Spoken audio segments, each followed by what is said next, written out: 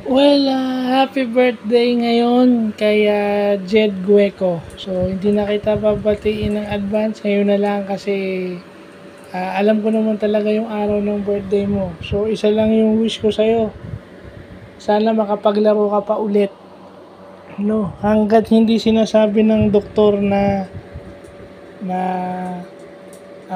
hindi ka na pwede maglaro, eh, kung makakapaglaro ka, maglaro ka kasi ano naman makakapag-ingat ka naman siguro.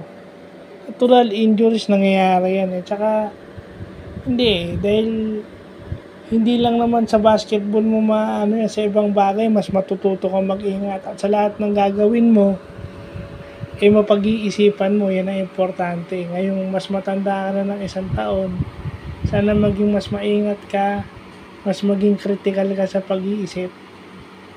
Kasi alam mo ngayon na pwedeng lahat ng gagawin mo ay makaapekto sa pamilya mo. So, yun. Sana makita pa kita o may marinig ako o may makita akong video naglalaro ka. Kasi sayang yung yung passion mo sa paglalaro ng basketball. Bibira ang meron yan. Yeah.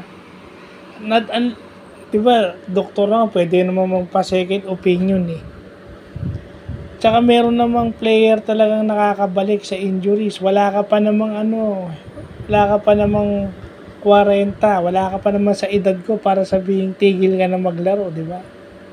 I mean, nasa prime ka pa halos.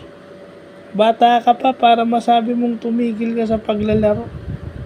Ano lang yan, temporary setback lang yan kumbaga pagsubok lang yan kailangan mong malampasan. Well, yun na yun. Kung doktor ang magsasabi, kung nagpa-second opinion, ganun pa rin yung sinabi, then that's the time. Pero hanggat walang sinasabi yung expert, kasi hindi naman natin alam yung extent ng injury natin hanggat hindi natitingnan ng doktor, yung fully na examine siya. Lalo na kung sa tuhod yung injury mo, hindi pa natin masabi. So, more birthdays to come and God bless.